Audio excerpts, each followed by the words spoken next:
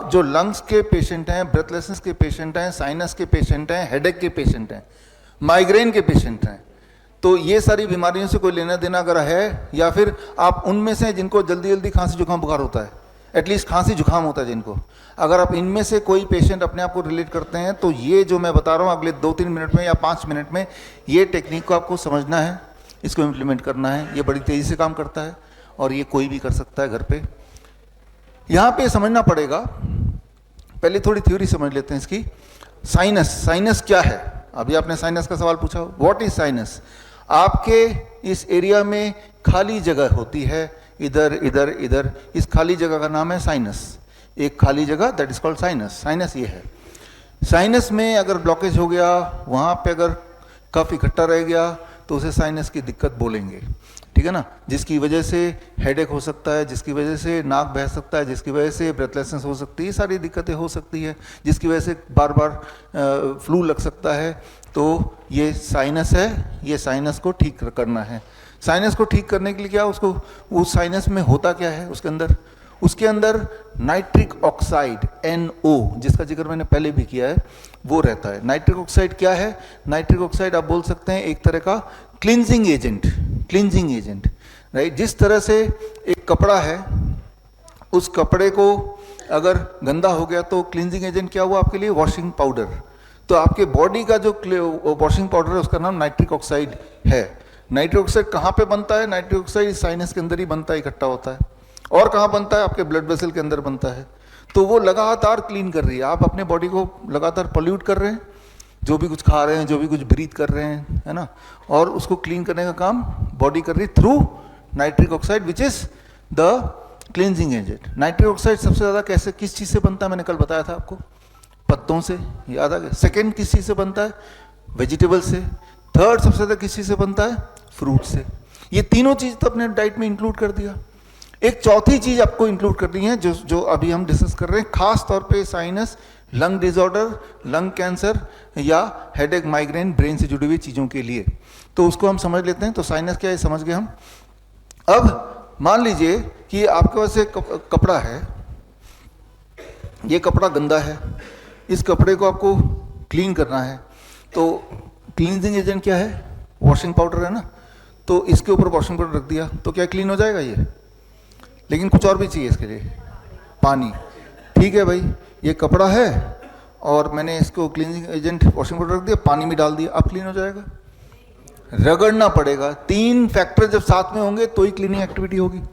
ठीक उसी तरह से आपके साइनस में क्लींजिंग एजेंट आ तो गया, लेकिन वो क्लींजिंग एजेंट आना काफ़ी नहीं है, राइट। उसके साथ पानी भी चाहिए, लिक्विड चाहिए जिससे वो जाए, और फिर रगड़ना भी चाहिए। इस स्लाइड को वो कर दो, स्विच करो।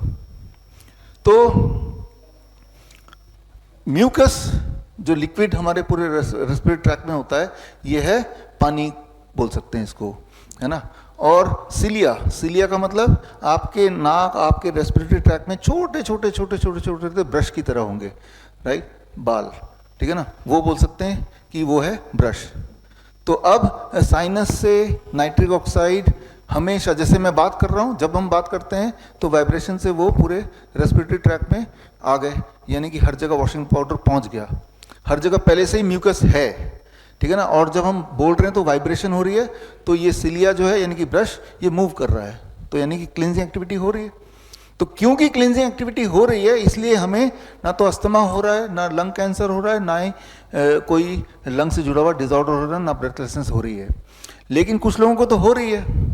वो इसलिए हो रही है कि जितनी स्पीड से क्लींजिंग एक्टिविटी उनके बॉडी में या लंग में हो रहा है, उससे ज़्यादा तेज़ी से वो उसको पोल्यूट कर रहे हैं समहाउ। फॉर एग्जाम्पल, ये कपड़ा है, गंदगी, गंदा हो गया, हम उसको वॉशिंग पाउडर और ब्रश से क्लीन कर दिया, लेकिन ज़्यादा गंदा हो गया तो क्लीनिंग और रगड़ना पड़ता है, ज़्यादा रगड़ को ज़्यादा करना पड़ता है, ज़्यादा देर तक करना पड़ता है, क्योंकि वो ज़्यादा गंदा है। तो यानी कि क्लीनिंग एक्टिविटी को सुपर फास्ट करना पड़ेगा और ज़्यादा गहराई से करना पड़ेगा। गहराई से कैसे करेंगे, ये सबसे महत्वपूर्ण है, इस बात को समझिए। ये जब आप बात करते हैं, जैसे मैं अभी बात कर रहा हूँ, बात करते ही ये cleansing activity, nitric oxide sinus से निकला और ये क्लींजिंग एक्टिविटी हो रही है। जब हम बोलते हैं, बोलते तो सभी हैं, यानी कि तब क्लींजिंग एक्टिविटी हो ही रही है। लेकिन अगर इसको 15 गुना बढ़ा देना है क्लींजिंग एक्टिविटी को, ताकि लंग डिसऑर्डर खत्म हो जाए, अगर वहाँ पे कोई नोडुल्स है वो खत्म हो जाए, ताकि साइनस की दिक्कत खत्म हो जाए, हेडेक माइग्रेन खत्म हो जाए, तो क्लींजिंग एक्टिविटी को, सफाई अभियान को 15 गुना बढ़ाना है। वो कैसे बढ़ेगा? वेरी वेरी सिंपल, इसे बोलते हैं हमिंग। जब आप ओम बोलते हैं, ओम, है ना, तो जब मुंह बंद हुआ और एक आवाज आ रही है, एक वाइब्रेशन हो रहा है, ये वाइब्रेशन में आपकी क्लींजिंग एक्टिविटी, नाइट्रोक्साइड प्रोडक्शन 15%, यानी कि 1500% बढ़ जाता है उस दौरान, है। तो जिससे इस तरह की दिक्कतें जो आप पूछ भी रहे हैं कि साइनस की दिक्कतें, या आप पूछ भी रहे हैं लंग का डिसऑर्डर, वो ठीक होता है। इसके कई सारे रेफरेंसेस हैं, आप देख रहे हैं, ये एविडेंसेस हैं, राइट। एलर्जिक रिएक्शन होता है, वो सब कुछ ये एविडेंसेस हैं। दीज आर ऑल एविडेंसेस जो आपके आंखों के सामने आपने देखे। वीडियो में रिकॉर्ड हो रहा है तो वीडियो मिल जाएगा, तो ये आप एक्सट्रैक्ट कर सकते हैं और पढ़ सकते हैं, ढूंढ सकते हैं गूगल में इसको, इंटरनेट में, है ना। तो अब करना क्या होगा? ऐसे लोगों को करना क्या चाहिए? ऐसे लोगों को सिंपली इतना करना है कि हर दिन 20 से 25 मिनट, हो सके तो 30 मिनट हमिंग करना है।